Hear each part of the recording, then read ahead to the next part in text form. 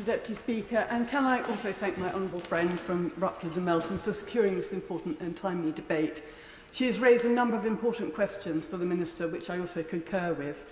And may I draw the attention of members to my register of interest as I visited Bosnia and Herzegovina in September as part of the armed forces, the APPG armed forces.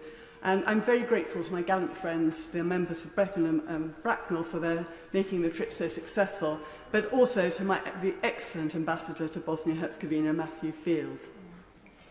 It was an extremely useful visit, as I knew little about the country, apart from following the war in the 1990s, and quite frankly, these trips are absolutely essential if we're going to understand what's going on in other countries. And this is why. We met members of Parliament from at Bosnia Herzegovina, where we assured them of our support for the future trade and diplomatic links. We were aware of the tensions, but these were well hidden during our meeting. There are, I think, 12 UK members of Parliament who took 4 days out of their recess to visit the country to learn more about it. We learned about the Bosnian War, and I hope that reveals some of the seriousness that we take the events and people of Bosnia-Herzegovina. We visited 2 sites of genocide at Armici and Srebrenica, and it was genocide, despite the denial of Mr. Dodik. We talked to local Muslim people about what they'd seen, and particularly some very moving testimonies from mothers and wives of those who've been murdered. The UK government has sponsored an excellent museum at Srebrenica, which shows the atrocities in full.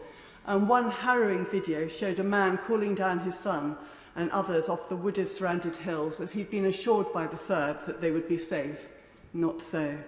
The Serbs filled everything, and the language they used while tracking people in the woods through their sniper rifles was that of hunting animals. 8,000 men and boys massacred in 3 days. The Serbs moved the bodies they buried in mass graves so they would not be spotted, and you wouldn't be able to tell the numbers of those being murdered. But that means that their body parts now are in different graves, and families still do not have a whole body to grieve over. We met people who'd been teenagers in Sarajevo during the war. Previously, there had been no issue with different religions or ethnicities, and everyone had mixed happily. One day, they were all in nightclubs being teenagers. 2 days later, they were hiding in basements for 3 long years during the siege, not able to venture out for fear of being shot by snipers, and bullet holes were practically on every building. Mr. Deputy Speaker, Bosnia and Herzegovina cannot go back to those dark ages. We've heard from others about the importance of the Dayton Peace Agreement and also of the compromise that has led for so long for many years of peace. Mr. Dodik appears not to tear this up by withdrawing Republika Srpska from key state institutions. But what of those Muslim families we met in the state, whose families have lived there for generations and are keen to work with others from all religions again, as before the war?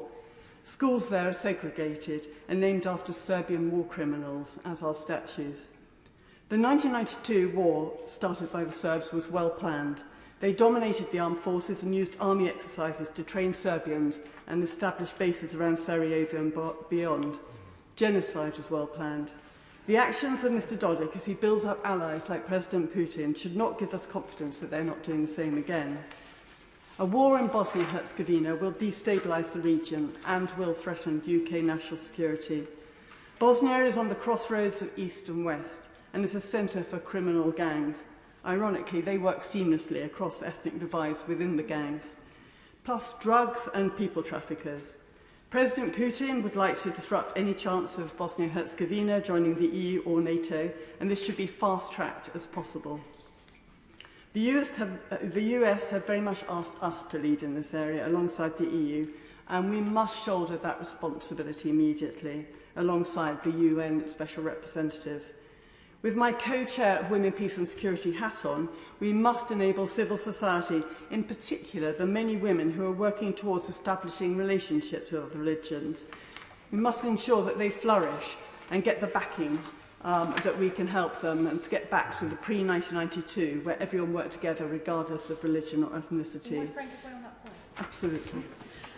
I thank my honourable friend for the point that she's making, and I think one of the things that I was struck by most, and I think in her leadership of that working group, is that when you meet the widows of Srebrenica, when you meet the women of Bosnia, the systematic rape of these women is a silent issue. Yes. People do not speak up about what these women went through, what they see when they look into their children's faces. And actually it is important that we talk about that. that we do not force them to feel ashamed as they do about what they went through. And so I'm grateful for her for touching on the importance of women in this situation, because it has been silenced so often when we talk about Bosnia.